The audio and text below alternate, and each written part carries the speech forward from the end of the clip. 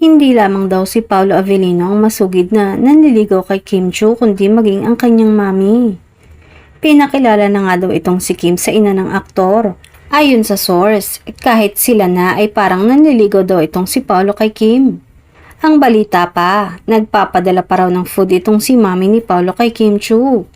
Sa ngayon ay tinitimpla pa raw ng aktres kung si Paolo na ba ang Mr. Right para sa kanya pagkatapos ng mga failed relationship.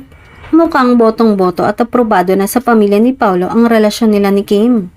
Formal na rin na naipakilala ng aktres ang kanyang boyfriend sa tatay niyang si William Chiu. Pati na sa mga kapatid niya at iba pang miyembro ng pamilya. Base sa litratong ipinost noon ni Kim kasama ang tatay niya at kapatid sa Instagram, nakasama na rin nila si Paolo. Alam naman din daw ito ng mga kasamahan ni Kim sa Showtime, kaya naman super happy sila kapag si Paolo ang nababanggit sa show.